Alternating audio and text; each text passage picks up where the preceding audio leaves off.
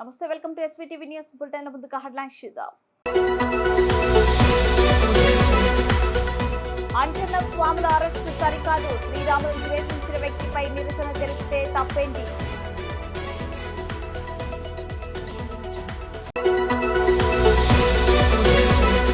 అడుగడుగున గజమాలతో ఘన స్వాగతం పలికిన గోరంట్ల మండల ప్రజానీకం. హిందూపురం పార్లమెంటు ఉమ్మడి అభ్యర్థి బీకే పార్థసారథి.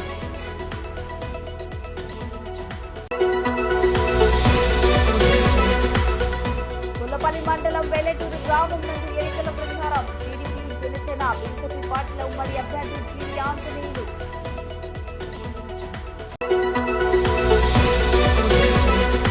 కర్నూలు జిల్లా మంత్రాలయం నియోజకవర్గం కోసిగి మండలంలో తెలుగుదేశం పార్టీ కూటమి తరఫున ఎమ్మెల్యేగా పోటీ చేసిన రాఘవేందర్ రెడ్డి.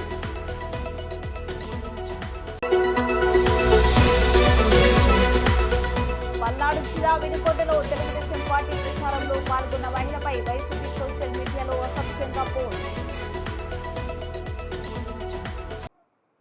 ఎమ్మెల్యే పవర్ రామారావు పటేల్ భైంసాకు వచ్చిన కేటీఆర్ సభలో నిరసన తెలిపిన హనుమాన్ మాలదారులను అరెస్ట్ చేయడం సరికాదని ఎమ్మెల్యే పవర్ రామారావు పటేల్ అన్నారు. శ్రీరాముని భక్తులైన అంజన్న స్వాముల నిరసన తెలిపితే వివాదాన్ని పరిష్కరించకుండా కేటీఆర్ రెచ్చగొట్టే విధంగా మాట్లాడారని ఎమ్మెల్యే అన్నారు.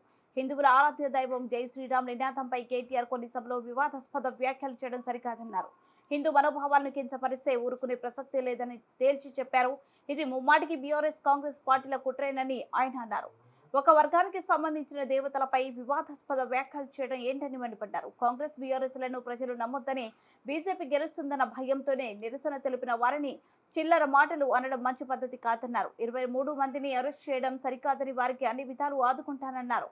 నిరసన చేసే హక్కు ప్రతి ఒక్కరికి ఉంటుంది. ఆ విధంగానే మా రాముణ్ణి కించపరిచారు కాబట్టి నిరసన చేస్తున్నటువంటి వారిపైన కుట్రపూరితంగా ఒక కథ అల్లి హనుమాన్ దీక్ష పరుల్ని, ఈహెచ్పీ కార్యకర్తల్ని వాళ్ళపై ఈరోజు కేసు పెట్టడం జరిగింది. మేము ఈ సందర్భంగా డిమాండ్ చేస్తూ ఉన్నాం. వాస్తవాలు ఎవరు అసలు కుట్రదారులో వాస్తవాలు బయటికి రావాలి. మీరు న్యాయంగా విచారణ జరిపించండి, దోషులు ఎవరో తేల్చండి. కానీ అమాయకులైనటువంటి హనుమాన్ దీక్ష పరులకి, విహెచ్పి నాయకుల పైన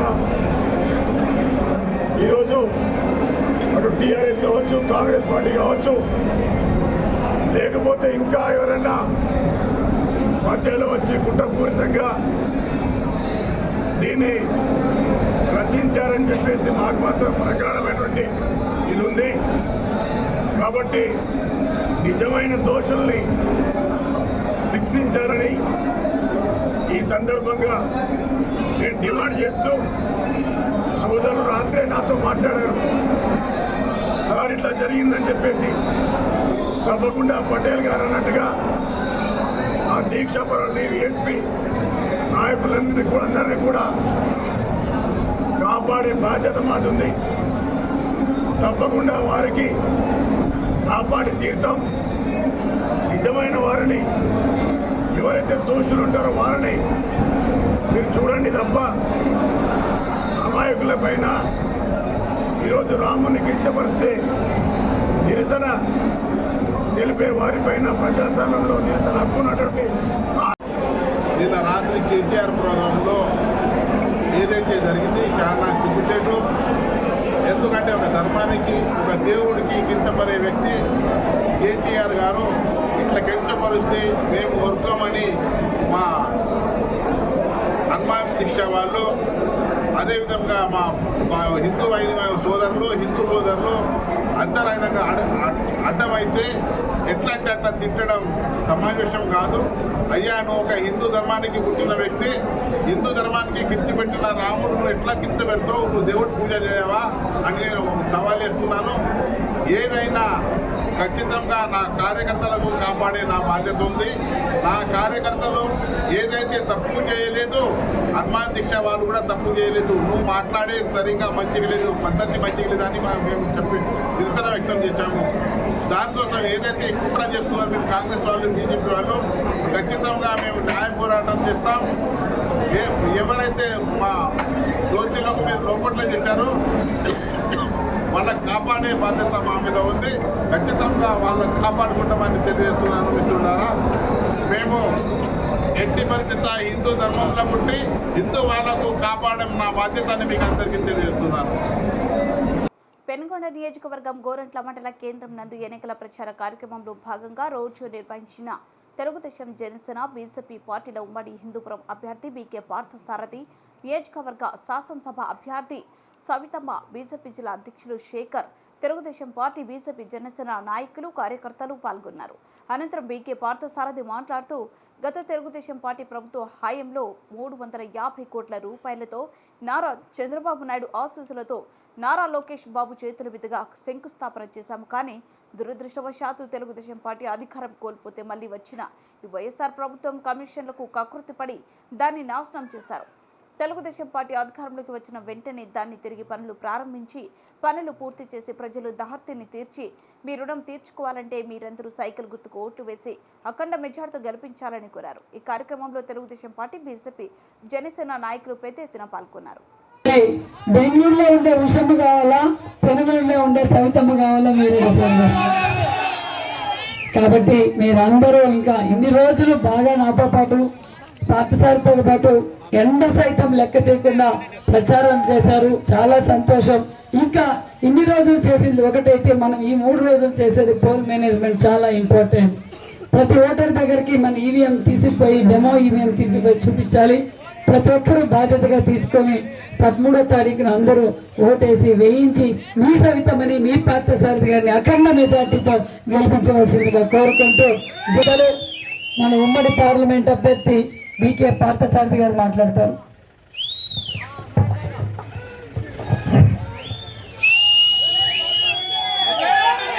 బొమ్మాయిగారిపల్లి ప్రచార కార్యక్రమం కూడా 2 రోజుల్లోనే ముగుస్తున్నటువంటి సందర్భం.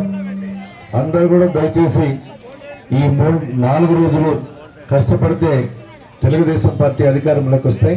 అన్ని సమస్యలకి పరిష్కారం అవుతుంది. గతంలో కూడా మీరు చూసినట్లయితే సిమెంట్ రోడ్లన్నీ మనమే చేసాం, ఎల్ఈడి బల్బులు మనమే తెచ్చాం. అదేవిధంగా ఇప్పుడు ఒకటే చెప్తా ఉన్నాం, సిమెంట్ రోడ్లు ఇంటింటికి ఇస్తాం. దానికి 320 కోట్ల రూపాయలతో బృహత్ ప్రణాళిక చేశాం. గొల్లపల్లి రిజర్వాయర్ నుండి గ్రావిటీ మీద ప్రతి గ్రామానికి నీళ్లు ఇవ్వాలని ఒక స్కీమ్ మంజూరు చేసి టెండర్ దశకు వచ్చిన సందర్భంలో ఈ వైఎస్ఆర్ పార్టీ అధికారంలోకి రావడంతో అది ఆగిపోయింది. ఆ స్కీమ్ తప్పనిసరిగా తీసుకొస్తాం. ప్రతి ఇంటికి మంచినీళ్ళు ఇస్తాం. ఇది గొల్లపల్లి రిజర్వాయర్ నుండి. ఇది క్లియర్, దీంట్లో అనుమానం అక్కర్లేదు. అదేవిధంగా ఈ గోరంట్ల మండలంలో ఉన్నటువంటి చెరువులన్నీ కూడా నింపుతాం హంద్రీనివా ద్వారా. తద్వారా భూగర్భ జలాలు పెరిగితే మీ చిత్రావతి నది కూడా, ఆ నదిలో కూడా నీళ్లు వదిలితే మొత్తం ఆ సైడ్ ఉన్నటువంటి చిత్రావతి నది పక్కలో ఉన్నటువంటి గ్రామాలకి రీఛార్జ్ పెరుగుతుంది, త్రాగినీటి సమస్య కూడా తీరుతుంది. కాబట్టి ఇక టైం లేదు, 3 గంటలకే పోవాల్సిన సోమందేపల్లికి. ఇప్పుడు ఆల్రెడీ అక్కడ రోడ్ షో అక్కడ ఉంది. కాబట్టి ఎవరు అపార్థం చేసుకోవద్దండి, అన్నిదా భావించొద్దండి. సమయం లేనటువంటి సందర్భంలో మీరు కూడా మాకు సహకరిస్తారని కాబట్టి మీరందరూ సహకరించాల్సిందిగా మిమ్మల్ని కోరుకుంటూ సైకిల్ గుర్తు 1వ నంబర్ మీద 1వ నంబర్ది పార్థసారథి సైకిల్ గుర్తు, సవితమ్మది 4వ నంబర్లో 4వ గుర్తు సైకిల్. ఈ 2 గుర్తులకి ఓట్లేసి గెలిపించాల్సిందిగా మిమ్మల్ని కోరుకుంటూ సెలవు తీసుకుంటున్నాం. Thank you.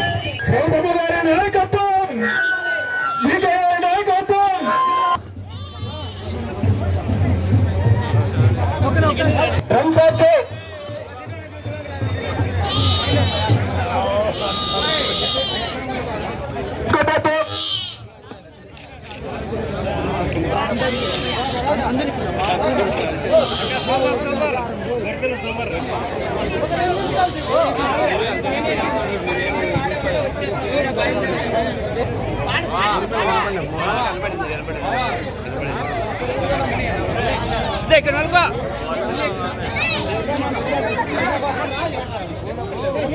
గొల్లపల్లి మండలం వెల్లటూరు గ్రామం నందు ఎన్నికల ప్రచారంలో భాగంగా ఇంటింటికి తిరిగి తెలుగుదేశం పార్టీ పథకాల గురించి వివరిస్తూ వారి సమస్యలు తెలుసుకున్న ఇంకొండ నియోజకవర్గ టీడీపీ జనసేన బీజేపీ పార్టీల ఉమ్మడి అభ్యర్థి జీవి ఆంజనేయులు మరియు మాజీ శాసనసభ్యులు మక్కెన మల్లికార్జునరావు మరియు ఉమ్మడి జిల్లా జనసేన పార్టీ కోఆర్డినేటర్ నిశంకరరావు శ్రీనివాసరావు అలాగే ఈ కార్యక్రమంలో టీడీపీ జనసేన బీజేపీ పార్టీల నాయకులు కార్యకర్తలు అభిమానులు మహిళలు పాల్గొన్నారు. పక్క పవన్ కళ్యాణ్ పక్క పెట్టి విజయ సంకేతం చూపించారు. సెలవులో చూసారా? అది కాబట్టి జాగ్రత్తగా ఓట్లేయండమ్మా. గెలిచే ప్రభుత్వం తెలుగుదేశం, గెలిచే ఎమ్మెల్యే ఆంజనేయులు గారు, శ్రీకృష్ణదేవరాయలు గారు, పార్లమెంట్ సభ్యులు మంచి వ్యక్తి. మంచి వ్యక్తులను ఆదరించండి, మంచి వ్యక్తులను దీవించండి, మంచి వ్యక్తుల్ని గెలిపించండి. ఇది నా స్లోగను. సరే, ఇప్పుడు మనవారు ఏదో మాట్లాడారు కదా, ప్రస్తుతం ఉన్నటువంటి మాజీ అయినటువంటి బొల్లా గారు, అదే బొల్లా గారు డొల్లా గారు బొల్లా నాయుడు గారు, అయ్యో నాయుడు ఎవరంటే గొప్ప కాకండి, ఆయన మీ నాయుడు కాదు, డొల్లా నాయుడు మా సీనున్నాడే, అర్థమైందా? బూతుల నాయుడు. మరి బూతుల నాయుడు మాట్లాడేది దేనికి ఎంత కోపం? ఈ ఊరుంది, నువ్వు ఎమ్మెల్యే అయిన తర్వాత 5 సంవత్సరాలు నువ్వు చేసిన పని ఏంటి నేను అడుగుతున్నా. నేను ఈ రోడ్ వేసా, నేను సబ్స్టేషన్ తెచ్చా, నేనంటే నేను కాదు, నా హయాంలో. అదేవిధంగా ఇళ్ళు కట్టించాం పేదలందరికీ, అదేవిధంగా పెన్షన్లు ఇప్పించాం, ఇన్ని కార్యక్రమాలు చేశాం.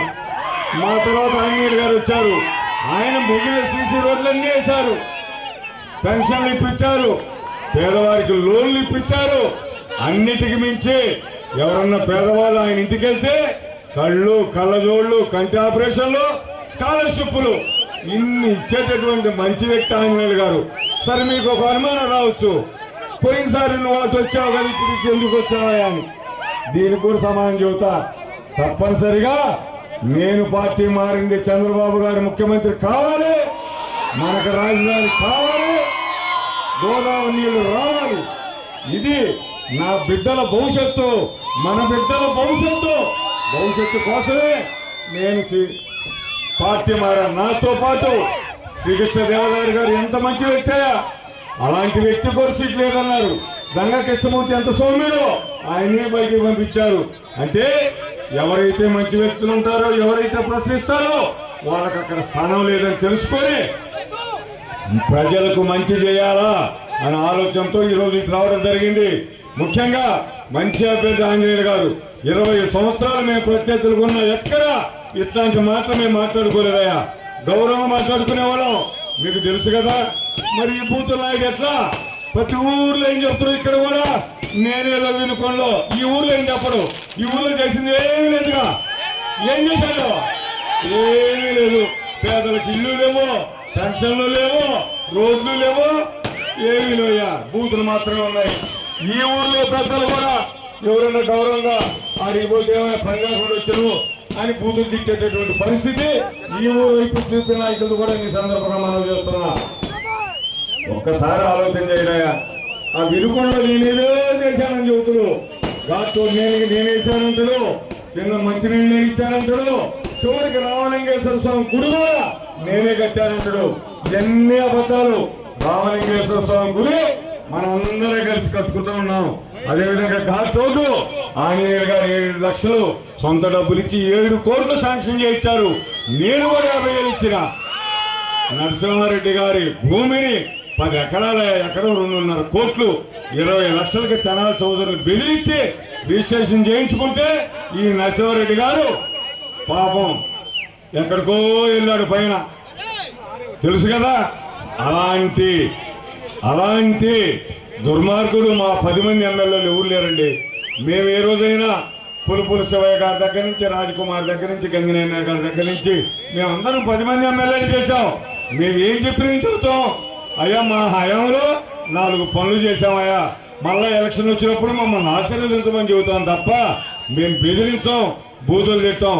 పైగా ఆయన ఏం చెబుతాడు, ఆంజనేయులు గారు మట్టి అమ్ముకున్నాడు, ఇసుక అమ్ముకున్నాడు, మక్కెన చేపలు అమ్ముకున్నాడు. వరి నీ పాడుగాని మేము అమ్ముకునేది ఏంటి? ఆంజనేయులు డిగ్రీ చదువుకున్నాడు, ఉద్యోగం చేసిండు, కంపెనీ పెట్టుకున్నాడు. ఆంజనేయులు పుట్టే వరకు వాళ్ళ నాయనులు 7 అన్నదమ్ములు, వాళ్ళ పెద్దనాయన సర్పంచ్, వాళ్ళ చిన్నాయన సర్పంచ్. వాస్తవే కదా. మా నాయన నేను పుట్టే వరకు సర్పంచ్, నేను 30 ఎకరాల రైతుని, సర్పంచ్ నుంచి ఎమ్మెల్యే అయ్యా. మరి నీ చరిత్ర ఏంది? ఏది నీ చరిత్ర? కృష్ణదేవరాయలు గారిని పట్టుకొని నీ అబ్బ అంటాడు. రత్తయ్య గారు, విజ్ఞాన రత్తయ్య గారిని పట్టుకొని బూతులు మాట్లాడుతాడు. ఆయన అయ్యా అనేటప్పుడు మా అయ్యో సంగతి చెప్పే కదా. మరి ఈయన అయ్యే సంగతి ఏంది? తప్పైనా చెప్పదు.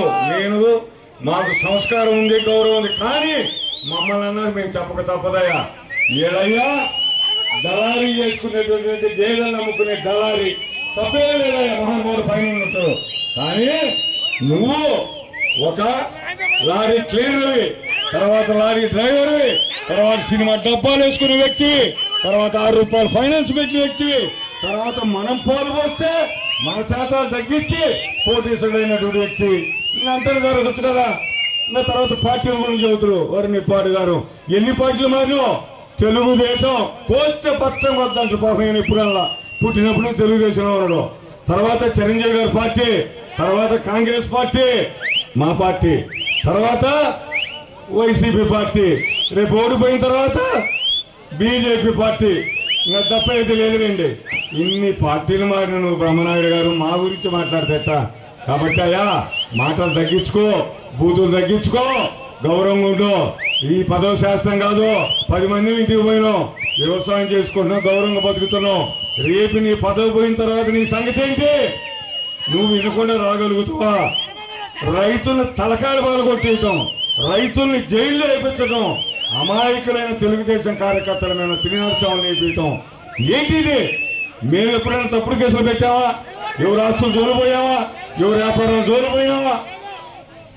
అర్థమైంది కదా. కాబట్టి ఎక్కువ మాట్లాడడానికి సమయం లేదు. కానీ ఈ బూతుల నాయుడు గారిని త్వరలో ఇంటికి పంపిస్తే మంచి వ్యక్తులైన ఆంజనేయులు గారిని, శ్రీకృష్ణదేవరాయలు గారిని 2 ఓట్లు కూడా. కర్నూలు జిల్లా మంత్రాలయం నియోజకవర్గం కొసుగి మండలంలో తెలుగుదేశం పార్టీ కూటమి తరపున ఎమ్మెల్యేగా పోటీ చేస్తున్న రాఘవేందర్ రెడ్డి తరపున పార్టీ సీనియర్ నాయకులు అయ్యన్న, అలాగే మండల మైనార్టీ అధ్యక్షులు హుసేన్ తదితర కార్యకర్తలు మైనార్టీ కాలనీలలో ప్రచారం నిర్వహించారు. ఈ సందర్భంగా 5 సంవత్సరాల కాలంలో జగన్ చేసిన మోసాలు, పథకాల పేరుతో చేసిన దోపిడీల గురించి ప్రజలకు వివరించారు. అలాగే చంద్రబాబు నాయుడు గతంలో చేపట్టిన పథకాల గురించి, అలాగే సార్వత్రిక ఎన్నికల్లో విజయం సాధించిన తర్వాత చేపట్టబోయే పథకాల గురించి ఓటర్లకు వివరించారు. కార్యక్రమంలో తెలుగుదేశం పార్టీ నాయకులు, కార్యకర్తలు, బీజేపీ, జనసేన పార్టీ నాయకులు, కార్యకర్తలు పాల్గొన్నారు. ఇప్పుడు కూడా మైనారిటీలకి చంద్రబాబు నాయుడు ఎటువంటి ద్రోహం చేయలేదు. కానీ ఇప్పుడు జగన్మోహన్ రెడ్డి కేవలం ఓటు బ్యాంకు కోసము మీకు రిజర్వేషన్లు తీసేస్తున్నారు. బీజేపీతో కలిసి ఉన్నాడు, అంతా కలిసిపోయినారు, మీ బిడ్డ ఒకవైపు ఉన్నాడని కల్లిబుర్రల మాటలు తప్ప ఏం చెప్పడం లేదు. కాకపోతే మీరు ఒక విషయం గుర్తుంచుకోండి, ఇప్పుడు 18,750 రూపాయలు బటన్ నొక్కినాడు.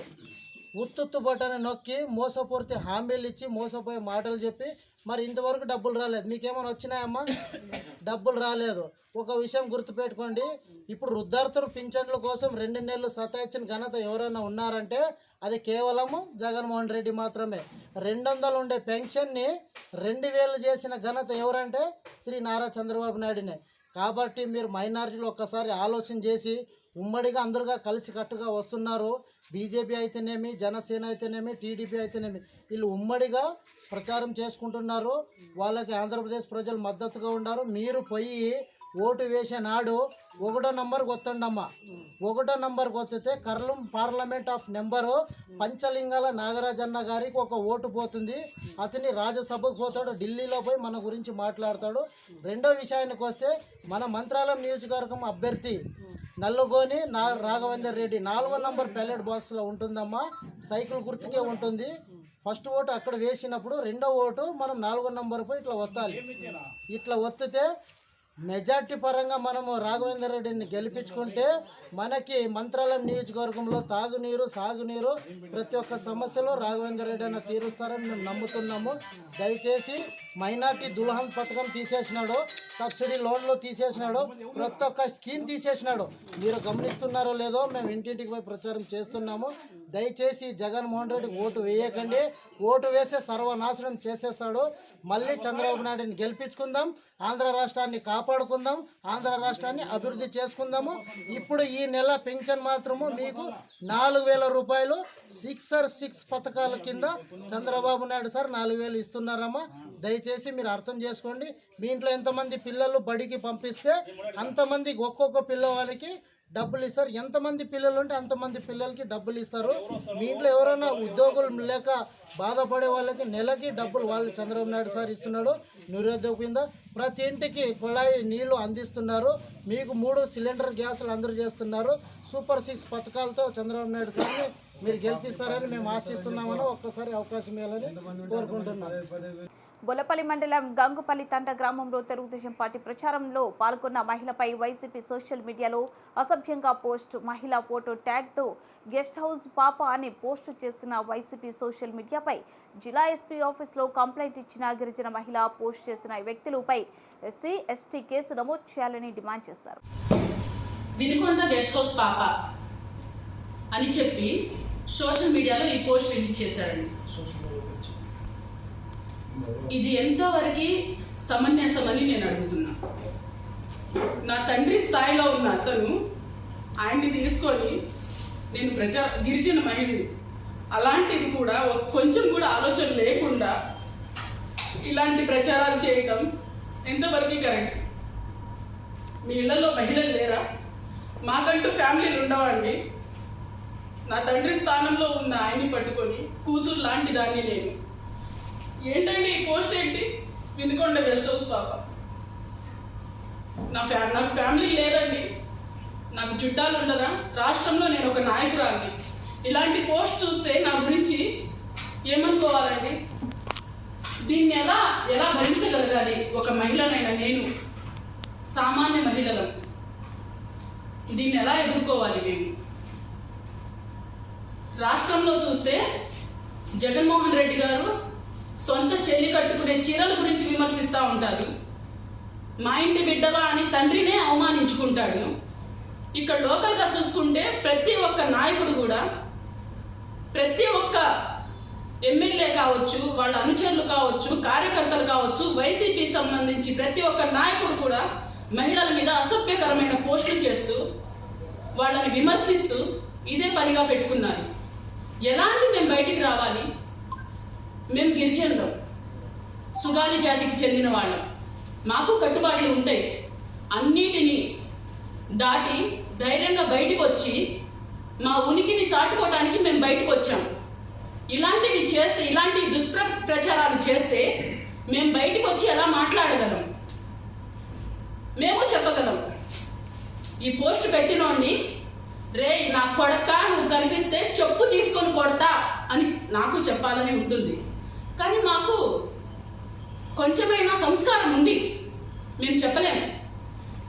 ఇతను నా మీద ఇలా మాట్లాడాడు. ఈ పోస్ట్ ఎవడైతే పెట్టాడో ఇతను నా మీద ఈ పోస్ట్ని చేశాడు. వాళ్ళ పార్టీలో మహిళా నాయకులు లేరండి, మహిళా కార్యకర్తలు లేరా? వాళ్ళని కూడా ఇదే చూపుతో చూస్తున్నారా? వాళ్ళ కార్యకర్తల్ని కూడా, వాళ్ళ పార్టీలో పనిచేసే మహిళల్ని కూడా ఇదే చూపుతో చూస్తున్నారా? వాళ్ళ ఇంట్లో మహిళలు ఎవరు ప్రచారాలకు వెళ్ళట్లేదా? వాళ్ళ మీద కూడా మేము ఇలాంటివి సోషల్ మీడియాలో పెట్టి ప్రచారాలు చేస్తే వాళ్ళకి ఎంత బాధ కలుగుతుంది? తల్లికి చెల్లికి తేడా తెలియకుండా పెంచారా వీడి తల్లిదండ్రి? తల్లికి చెల్లికి తేడా తెలియకుండా వీడి పెళ్లి. బుల్టన్ ముగించే ముందు హెడ్లైన్స్ మరోసారి. అంజన్న స్వాముల అరెస్టు సరికాదు, శ్రీరాములు ద్వేషించిన వ్యక్తిపై నిరసన తెలిపితే తప్పేంటి?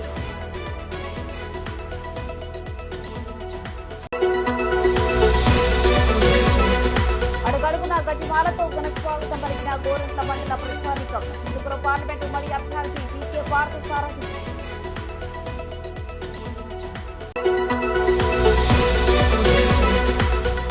బొల్లపల్లి మండలం వెల్లటూరు గ్రామం నందు ఎన్నికల ప్రచారం. టీడీపీ, జనసేన, బీజేపీ పార్టీల ఉమ్మడి అభ్యర్థి జి ఆంజనేయులు.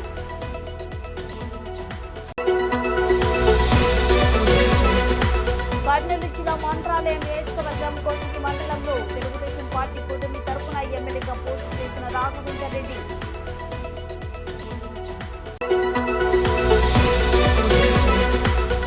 పల్నాడు జిల్లా వినుకొండలో తెలుగుదేశం పార్టీ ప్రచారంలో పాల్గొన్న మహిళపై వైసీపీ సోషల్ మీడియాలో అసభ్యంగా పోస్ట్.